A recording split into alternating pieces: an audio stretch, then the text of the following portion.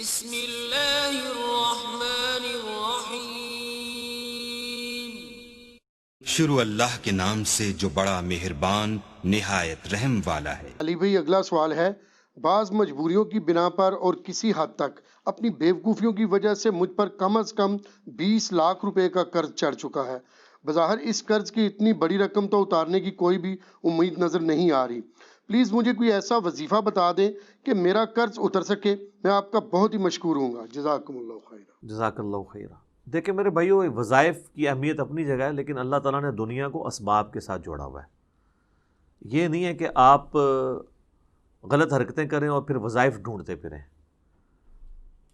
آپ اپنی زندگی کا خود احتساب کریں کہ آپ معاملات کو کس طرف لے کے جا رہے ہیں، کیوں آپ نے اپنے اوپر اتنا زیادہ قرضہ چڑھا لیا ہے۔ ہم اپنے لیونگ سٹینڈرڈ کے اوپر بھی کمپرومائز کرنے کے لیے تیار نہیں ہوتے ہیں۔ آپ اکثر لوگوں کو دیکھیں گے کہ وہ چاہے قرض اٹھانا پڑے، وہ اپنی کسی شادی کی سرمنی کو، کسی رشتہ دار کی شادی کی سرمنی کو میٹ کرنے کے لیے اتنا خرچہ کرتے ہیں جو کہ امیر لوگ بھی نہیں کر رہے ہوتے، اور ادھار اٹھا کے لوگوں کے پیسے کے اوپر کر رہے ہوتے ہیں۔ اور پاکستان میں تو معذرت کے ساتھ میں نے دیکھا ہے کہ ادھار اٹھانے کے بعد اس چیز کی امید کم ہی ہوتی ہے کہ وہ واپس کرے گا۔ اس لیے ادھار دینے والوں کو بھی ہم کہتے ہیں آپ اتنا دیں کہ جتنا آپ پیسہ ضائع کر سکتے ہیں۔ یہ سمجھے آپ نے ڈال دیا، یعنی اللہ ہی کرے کو کسی کو توفیق ہو واپس کرنے کی۔ ویسے میں نے تو عموماً بہت کم لوگ دیکھے ہیں جو واپس کرنے میں کامیاب ہوتے ہیں، اور یہ بڑا کرٹیکل ایشو ہے۔ صحیح مسلم میں حدیث ہے، نبی صلی اللہ علیہ وآلہ وسلم نے فرمایا کہ شہید کے تمام گناہ معاف کر دیے جاتے ہیں سوائے قرضے کے۔ اور پھر آپ کے فرمان ہے، اس میں الفاظ ہیں کہ مجھے جبرائیل علیہ السلام نے قرضے کے بارے میں بہت تاکید کی ہے۔ اور بخاری اور مسلم دونوں میں حدیث ہے، نبی علیہ السلام کے سامنے اگر کوئی جنازہ لایا جاتا اور آپ کو پتہ چلتا ہے یہ مقروض ہے، تو آپ کہتے ہیں میں نے اس کا جنازہ نہیں پڑھنا جب تک کہ اس کا قرضہ کوئی نہیں اتارتا۔ ادروائز آپ فرماتے تم خود پڑھو، میں نے نہیں پڑھنا۔ یعنی آپ ایک ڈومیننٹ پرسنالٹی تھے، تو آپ یعنی ایک پروٹیسٹ کے طور پہ نہیں پڑھتے تھے۔ پھر اسی حدیث میں بخاری مسلم کی آتی ہے کہ جب اللہ تعالیٰ نے آپ کو وسعت دے دی غزوہ خیبر کے بعد، تو پھر آپ نے آیت تلاوت کی، النبی اولیٰ بالمؤمنین من انفسہم وازواجہ امہاتہم۔ نبی علیہ السلام مومنین کی جانوں پر ان کی جانوں سے بڑھ کر حق رکھتے ہیں، اور نبی کی بیویاں امت کی مائیں ہیں۔ تو پھر نبی علیہ السلام کو جب وسعت ہوئی تو آپ مقروض کا قرضہ خود ادا کر دیا کرتے تھے اپنی جیب سے، یعنی وہ بیت المال میں سے، خمس میں سے، جو اللہ تعالیٰ نے 5واں حصہ اہل بیت کے لیے، نبی علیہ السلام کے لیے رکھا ہے۔ لیکن بہرحال قرضہ اتارنے کے اعتبار سے تو یہ چیزیں ویسے بھی یہاں پہ تو ہوتا ہے، جنازے کے موقع پہ اناؤنسمنٹ ہو رہی ہوتی ہے، کسی کا لین دین ہے تو وہ کر لے، حالانکہ وہ بس وہ اناؤنسمنٹ ہی ہوتی ہے، لین دین کون دیتا ہے اس طرح۔ تو بہتر یہ ہے کہ اگر آپ افورڈ کر سکتے ہیں تو اللہ کے لیے اس کو معاف کر دیں، قیامت والے دن آپ کو اجر انشاءاللہ تعالیٰ ملے گا۔ تو کوشش تو یہی کرنی چاہیے کہ آپ درگزر کی روش اختیار کریں، لیکن اس کے اوپر آپ کسی کو مجبور نہیں کر سکتے کہ وہ ضرور معاف کر دیں۔ تو وظائف تو بہت سارے ہیں پڑھنے کے لیے، میرے یوٹیوب کے اوپر کئی کلپس وظائف کے اوپر موجود ہیں۔ اسپیسیفکلی قرضہ اتارنے کے لیے مولا علی رضی اللہ تعالیٰ عنہ علیہ السلام کے بارے میں ایک حدیث ہے، جامعہ ترمذی میں یہ حدیث ہے۔ سیدنا علی کے پاس ایک مکاتب آتا ہے۔ مکاتب اس غلام کو کہتے تھے جو کتابت کر لیتا تھا اپنے مالک کے ساتھ اس شرط پہ کہ میں اتنے عرصے میں تمہیں اتنا مال دوں گا تو تم نے مجھے آزاد کر دینا ہے۔ ایک تو ہے نا کہ غلام کو پیسے دے کے دوسرا مالک خرید لے، ایک یہ غلام کہتا ہے کہ جی میں آزاد ہونا چاہتا ہوں اور کوئی پیسے دے کے مجھے آزاد نہیں کروا رہا، جس طرح سے کہ سیدنا بلال کو سیدنا ابوبکر نے آزاد کروایا، صحیح بخاری میں آتا ہے۔ حضرت عمر کہتے تھے ابوبکر ہمارے سید ہیں جنہوں نے ہمارے سید بلال کو آزاد کروایا، رضی اللہ عنہم اجمعین وعلیہم السلام اجمعین۔ تو بعض اوقات غلام بھی اپنے مالک سے کہتا تھا کہ میں اتنے عرصے میں کمائی کر کے تمہیں اتنا مال دے دوں گا، تم مجھے آزاد کر دو۔ یعنی جب غلامی کا سسٹم چل رہا تھا، اب تو یہ ایبسولیٹ ہو چکا ہے، تو اسے کہا جاتا تھا مکاتب، یعنی جو کتابت کر لیتا تھا۔ تو ایک مکاتب سیدنا علی کے پاس آیا اور کہا کہ میں نے جو اپنے مالک سے کمٹمنٹ کی تھی کہ اتنا میں مال دے کے تو اپنی گردن چھڑوا لوں گا، تو میں تو وہ نہیں ادا کر سکا، تو مجھے آپ میری کوئی مالی مدد کریں۔ مولا علی نے کہاں سے مالی مدد کرنی تھی، وہ تو خود زہد کی زندگی گزار رہے تھے۔ تو انہوں نے کہا کہ میں تمہیں ایک دعا ایسی سکھا دیتا ہوں جو نبی علیہ السلام نے مجھے سکھائی تھی، اگر تیرا پہاڑوں کے برابر بھی قرضہ ہوا نا تو اللہ تعالیٰ تیرے لیے کوئی سبیل بنا دے گا. تو وہ دعا پھر انہوں نے سکھائی، اللہم اکفنی بحلالک عن حرامک، اے اللہ تو میرے لیے کفایت کر جا حلال کے مال کے ذریعے سے حرام سے مجھے بچاتے ہوئے، وَأَغْنِنِي بِفَضْلِكَ عَمَّنْ سِوَاكَ، اور تو مجھے غنی کر دے اپنے فضل سے اور اپنے سوا ہر ایک سے مجھے یعنی غنی کر دے، اپنا ہی محتاج مجھے رکھ. کتنی زبردست دعا ہے. اللہم اکفنی بحلالک عن حرامک واغننی بفضلک عمن سواک. مشکات کی دوسری جلد میں مختلف دعاؤں کی جو یعنی مختلف اوقات کی دعاؤں والا چیپٹر ہے، اس میں آپ کو یہ حدیث مل جائے گی. چھوٹی سی دعا ہے، دیکھ کے پڑھیں کچھ عرصہ زبانی یاد ہو جائے گی. یہ ہے. اس کے علاوہ میں نے 3 وظائف بتائے ہوئے ہیں. صحیح بخاری میں حدیث ہے، ابراہیم علیہ السلام کو جب آگ میں پھینکنے لگے تھے انہوں نے پڑھا تھا حسبنا اللہ و نعم الوکیل، ہم نے اللہ ہی پر بھروسہ کیا اور وہی بہتر کارساز ہے. اور ابن عباس کہتے ہیں کہ تمہارے نبی بھی مشکل میں یہی پڑھتے تھے، حسبنا اللہ و نعم الوکیل.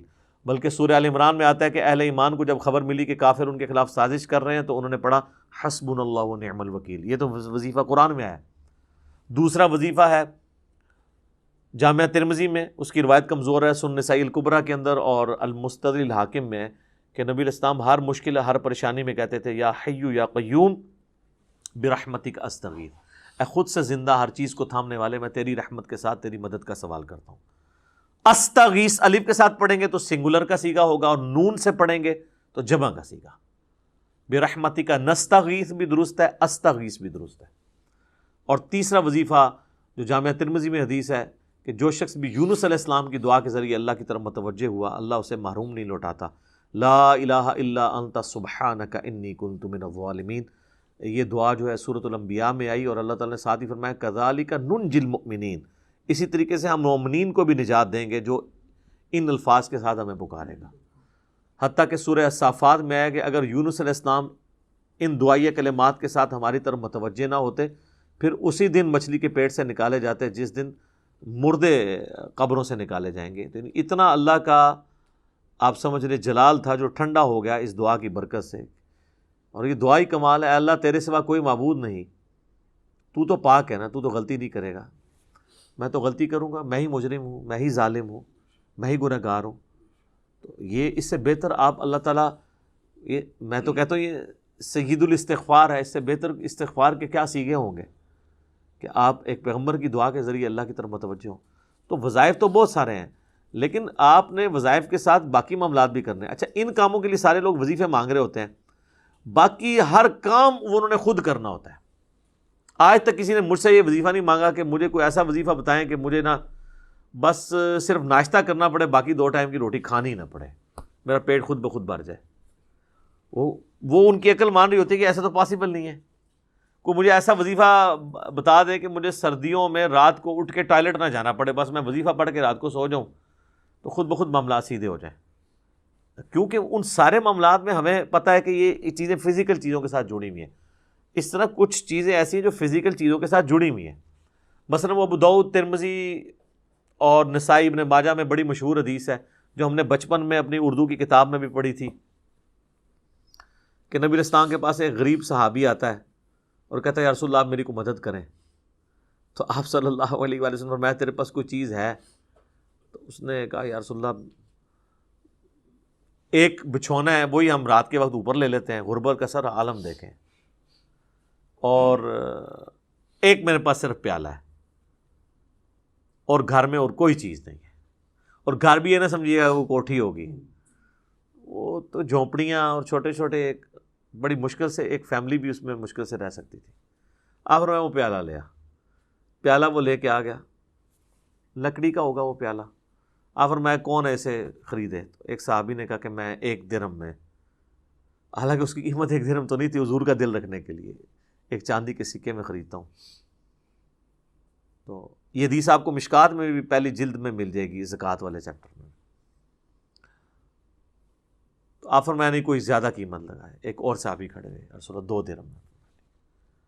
آپ نے فرمایا 1 درہم سے تو اپنے گھر والوں کو راشن ڈال کے دو، اور 1 درہم سے آپ نے فرمایا کہ جا کے نا کلہاڑا خرید کے لاؤ بازار سے، کلاڑے کا بھی وہ یعنی وہ کاٹنے والا حصہ لوہار سے جا کے نا آپ نے اپنے مبارک ہاتھوں سے اس میں دستی فٹ کی، ٹھیک ہے، اور آپ علیہ السلام نے وہ کلہاڑا اس کے حوالے کیا اور فرمایا کہ 15 دن تو نے مجھے اپنی شکل نہیں دکھانی، جا جنگل سے لکڑیاں کاٹ اور وہ بیچ کے تو اپنا گزارا کر۔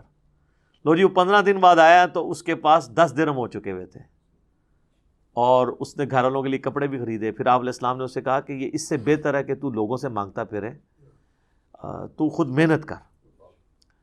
تو نبی علیہ السلام نے امت کو یہ ترغیب دلائی ہے کہ انہوں نے یعنی محنت کے ذریعے معاملات کو آگے لے کے چلنا ہے۔ صحیح بخاری میں حدیث ہے نا کہ نبی علیہ السلام فرمایا کہ اللہ تعالیٰ کے نزدیک پسندیدہ شخص وہ ہے جو اپنے ہاتھ کی کمائی سے گزر بسر کرتا ہے۔ اور پھر آپ نے حضرت داؤد کا ذکر کیا کہ اللہ نے ان کو زرہ بنانے کا ہنر سکھایا تھا، وہ اللہ سے دعا کرتے تھے۔ اس طرح بخاری مسلم میں ملتا ہے حضرت ادریس جو تھے وہ بڑھئی کا کام کرتے تھے، لکڑی کا، جو آپ ترخان کہتے ہیں۔ تو صاحب یعنی انبیاء کرام یہ سارے کام کرتے تھے اور وہ اپنی گزر بسر کرتے تھے۔ اب رہ گیا ہمارے نبی علیہ السلام کا کیس، تو ظاہر ہے کہ آپ کی زندگی تو ایک بہت بڑے مشن سے عبارت تھی۔ میرا پچھلے دنوں ایک کلپ بھی یوٹیوب پہ اپلوڈ ہوا ہے، میں سمجھتا ہوں ایک یونیک کلپ ہے، نبی علیہ السلام کا ذریعہ معاش کیا تھا۔ تو آپ کا ذریعہ معاش تو اللہ تعالیٰ نے پھر اعلان نبوت کے بعد اس کو بیت المال کے ساتھ جوڑ دیا تھا، اور اسی کے تحت میں سمجھتا ہوں جو لوگ دین کے لیے وقف ہیں اور وہ ان کا کوئی ایکویلنٹ موجود نہیں ہے، تو امت کا کام ہے کہ ان کا خرچہ اٹھائے اور انہیں اس کام کے لیے لگا دیا جائے کہ وہ اپنی پوری کی پوری انرجیز یعنی کھپا دیں اس کام کے لیے۔ تو بال اس میں یہ ہے کہ جو بھی شخص یہ کر رہا ہے پھر اس کو یہ دیکھنا چاہیے کہ میں پھر لگژریس لائف نہ گزاروں۔ جو صحیح بخاری میں آتا ہے نا کہ حضرت ابوبکر صدیق رضی اللہ تعالیٰ عنہ جب خلیفہ بنائے گئے تو انہوں نے صحابہ کو بلا کے مشورہ کیا کہ دیکھو میرا تو کاروبار بڑا اچھا چل رہا تھا، تم نے مسلمانوں کی ذمہ داری میرے پہ ڈال دی ہے، تو میں تو یا پھر یہ کام کر لوں یا یہ کر لوں۔ تو پھر صحابہ نے مشورہ کر کے ان کے لیے ایک تنخواہ مقرر کی، اور وہ بھی سبسسٹنس لیول پہ جو ایک مہاجر کو وظیفہ مل رہا تھا۔ یہ نہ آپ سمجھیے گا کہ ان کی کوئی مطلب پرکس تھے، یہ جو آپ کے وہ جو آ رہے ہوتے ہیں جی فلاں کے اتنے سانسیں نکل آئے اور فلاں کے اتنے سانسیں نکل آئے، ان لوگوں کے سانسیں نکل رہے ہیں جو ہمیں سارے مطلب حب الوطنی کے درس دیتے تھے، ٹھیک ہے جی۔ اور پھر ہمیں تو اپنے پرائم منسٹر صاحب پہ گلہ آتا ہے، وہ ہمیں یہ بتایا کرتے تھے کہ جی لیڈر وہ ہوتا ہے، محب الوطن وہ ہوتا ہے جس کی جداد اپنے ملک میں ہوتی ہے، جینا مرنا ادھر ہوتا ہے، جن کی جدادیں باہر کے ملکوں میں ہوتی ہیں تو وہ لوگ آپ کے ساتھ مخلص کیسے ہو سکتے ہیں؟ اب وہ سارے لوگ ان کے ساتھ بیٹھے ہوئے ہیں۔ تو یہ مطلب بھاشن دینا کسی کو بڑا آسان کام ہے، اپنے اوپر جب بات آتی ہے نا تو میں نے تو دیکھا اللہ معافی دے، جس طرح ہم علماء کے قریب ہوئے ہیں نا، جتنا قریب ہوتے ہیں نا تو پھر متنفر ہوتے ہیں۔ یہی حال پولیٹیشینز کا اور باقی لوگوں کا بھی ہے۔ کسی کا اللہ نے پردہ رکھا ہوا علیحدہ بات ہے، ادروائز آپ قریب ہوں تو بڑے تلخ تجربات ہی اس حوالے سے ہوتے ہیں۔ اللہ ماشاء اللہ اچھے لوگ بھی موجود ہیں کہ جنہوں نے یعنی زندگی میں اپنے اوپر ہیں۔ اب آپ یعنی مجھے آپ کو پتہ میں ایک پیورلی ایک ڈیموکریٹک بندہ ہوں، لیکن میں یہ بالکل وثوق سے کہہ سکتا ہوں کہ کوئی بندہ بھی جنت ضیاء کے اوپر انگلی نہیں رکھ سکتا کہ اس نے کبھی 1 روپیہ بھی کبھی یعنی گورنمنٹ کے اس بجٹ میں سے استعمال کیا۔ وہ اپنی اسی طریقے سے وہ اسی ایک کمزور سے مکان میں پوری زندگی اس نے گزاری ہے، یعنی اور اس کے اوپر کافی یعنی چیزیں آپ کہہ سکتے ہیں، ان کی پالیسیز سے اختلاف کر سکتے ہیں، مالی کرپشن کوئی نہیں تھی۔ تو اچھے لوگ بھی موجود ہیں، ٹھیک ہے، لیکن برے لوگ بھی موجود ہیں، اور وہ پھر ہمارے سامنے اب آپ کے سامنے کئی لیکس لوگوں کے سامنے آ رہی ہیں۔ تو بہرحال یہ انسان کو اگر اپنی آخرت کی فکر ہو تو پھر انسان اپنے معاملات کو صحیح طریقے سے لے کے چلتا ہے، ورنہ تو پھر لوگ قرضہ اٹھاتے اس لیے ہیں کہ واپس ہی نہ کریں۔ ہاں تو یہی ہوتا ہے، تو یہی تو وہ کہہ رہا ہے نا جی 20 لاکھ قرضہ چڑھ گیا۔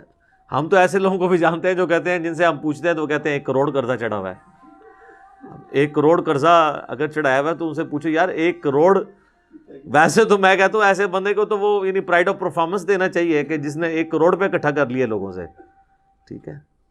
اور عام بندے ویسے تو کوئی فیکٹری آنر ہے وہ تو کروڑوں میں ہی ظاہر ہے، وہ تو اٹھا لیتے ہیں نا، بینکوں سے قرضہ لے لیتے ہیں۔ اگر عام لوگ یعنی ان کے قرضے کروڑوں میں پہنچے ہوئے ہیں تو مطلب مجھے تو ان کے اوپر آتا ہے کہ انہیں تو پہلے ان کو تمغہ دینا چاہیے کہ یار کمال ہے کہ انہوں نے جناب لوگوں کی جیبیں ڈھیلی کروا لی ہیں اور اس طریقے سے. تو یہ جناب اس معاملے کو سیریس لیں. اور پھر وہ قرضے بھی اٹھاتے ہیں 40 سال پرانے ہیں, اور جب واپسی کی باری آتی ہے تو وہ کہتے ہیں جی ہم تو پرانے ریٹ پہ ہی واپس کریں گے. اس پہ میرا یوٹیوب پہ کلپ آیا تھا. اس طرح نہیں ہوگا, گولڈ کے اعتبار سے اسے واپس کرنا ہوگا کیونکہ پیسہ ڈی ویلیو ہو رہا ہے وقت کے ساتھ. سب کانٹیننٹ میں تو ہوتا ہے. ہاں آپ امریکہ میں بیٹھے ہوں یا سعودیہ میں تو 5-10 سال کا تو فرق کوئی ایسا وہاں نظر نہیں آتا. میں نے تو یعنی 10-15 سالوں میں دیکھا ہے کہ روٹی کا ریٹ نہیں اوپر گیا وہاں پہ. تو اب جا کے تھوڑے کرائسس آئے ہیں, ادروائز ہمارے ملک میں تو 1 مہینے کے اندر اتنا فرق پڑ جاتا ہے, سال میں تو بہت زیادہ فرق پڑ جاتا ہے. تو اللہ تعالیٰ ان فتنوں سے ہمیں محفوظ فرمائے. ٹھیک ہو گیا, آمین.